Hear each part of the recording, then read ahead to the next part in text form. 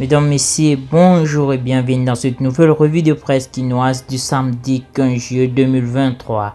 Les journaux Paris ce samedi à Kinshasa reviennent sur le meurtre du député de l'opposition Cherubin Okende, retrouvé mort à bord de sa Jeep sur l'avenue Poids-Lourd à Kinshasa. Cherubin Okende, les évêques catholiques exigent la tête de Caïn. Titre La prospérité à sa une qui ouvre le bal dans ce dossier.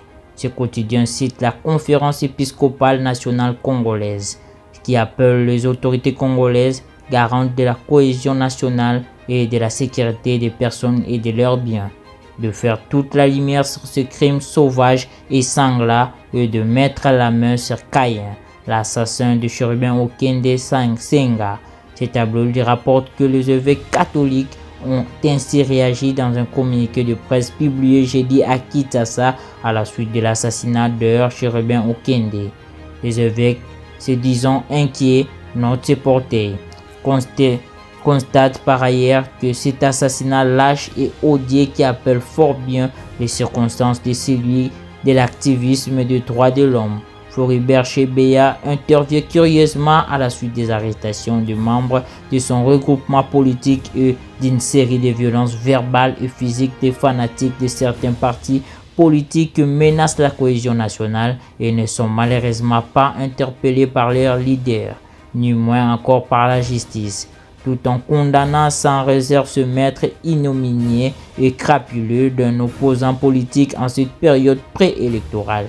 Indique La prospérité, les évêques estiment cependant que ces crimes intolérables et inadmissibles risquent d'exaspérer le climat politique à la veille des élections générales.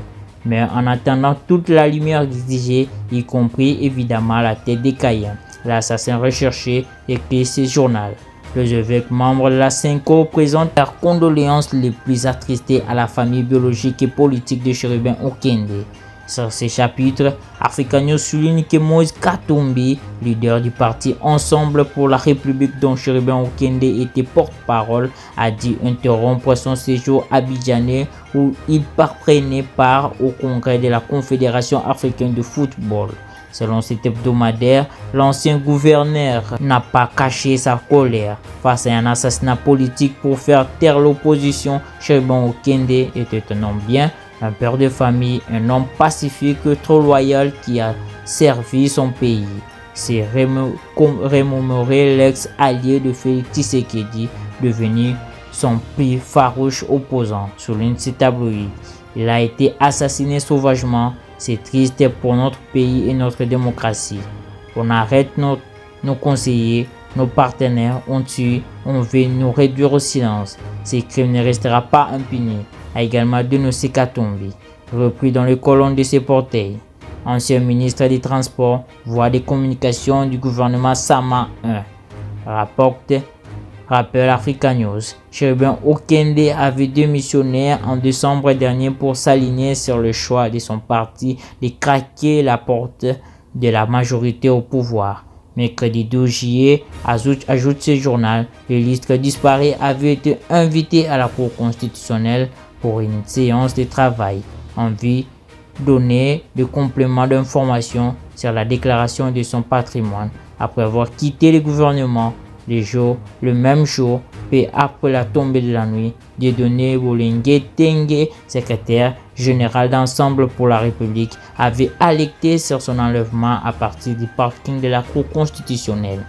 Pour Congo Nouveau, le maître de Cherubin Okende laisse encore de fortes présomptions d'un crime d'État. Émoi, consternation, indignation et autres, les sentiments ne cessent de se multiplier depuis l'annonce de la découverte jeudi matin sur la route du poids lourd à Kinshasa du corps sans vie et criblé de balles de Cherubin Okende, fait savoir cet hebdomadaire. Selon la constitution de ses dernières heures de vie, rappelle ce tabloïd, Cherubin Okende a en effet été vu pour la dernière fois devant la Cour constitutionnelle où il était allé déposer une lettre de sollicitation du rapport d'un rendez-vous pour une séance de travail avec le juge Sylvain Loulou en rapport avec la déclaration de ce bien après sa démission du gouvernement. Selon ce portail, c'est son garde du corps qui avait amené le courrier dont l'accusé de réception mentionne l'heure de 16h02. Cependant, ce déplacement du garde du corps que Chérubin Okende, qui attendait à bord de son véhicule, va en être extrait par des hommes et un civil qui vont l'amener vers une destination inconnue jusqu'à la découverte de son corps sans vie le matin, révèle Congo Nouveau. Depuis lors, poursuit ce journal, plusieurs hypothèses se bousculent sur les causes et surtout les auteurs d'un tel assassinat. Car cette piste d'assassinat ne fait l'ombre d'aucun doute et emporte aussi de fortes présomptions sur une préméditation ou une opération qui aurait tourné court. Le contexte du moment renvoie à un crime politique avec de fortes présomptions quant à un crime d'État qu'il va cependant falloir élucider, conclut ce journal. Après l'assassinat de Chérubin Okende, notre News que Félix Tshisekedi s'investit à fond pour retrouver le coupable. Pour cet hebdomadaire, les mobiles de ce meurtre restent encore inconnus. À la présidence de la République, souligne ce tabloïd, le chef de l'État s'est dit bouleversé et a décidé de tout mettre tous les moyens pour retrouver les coupables de ce meurtre qui qu'ils soient. Dans l'opinion publique, rapporte Portail, les questions vont dans tous les sens, mais tout se recoupe. À qui profite cet ignoble assassinat? Est-ce pour créer un climat de terreur dans la ville? Est-ce pour barrer la route aux élections de décembre ou encore discréditer le régime Tshisekedi pour le pouvoir en place à Kinshasa? Traquer les coupables est la seule chose qui compte et déployer les efforts nécessaires pour améliorer la sécurité des populations et leurs biens, poursuit ce journal. Pour l'opposition Ensemble pour la République, dont il était porte-parole, mais avec une dernière prise de parole qui date du 25 mars dernier, explique Econews, c'est un crime politique même si cela reste approuvé. Le silence du porte-parole d'Ensemble sur les cas de l'arrestation de Salomon Kalonda laisse interrogateur tous les observateurs de la scène politique congolaise, laissant cours à des accusations de conflits internes et d'autres supputations, écrit ce journal.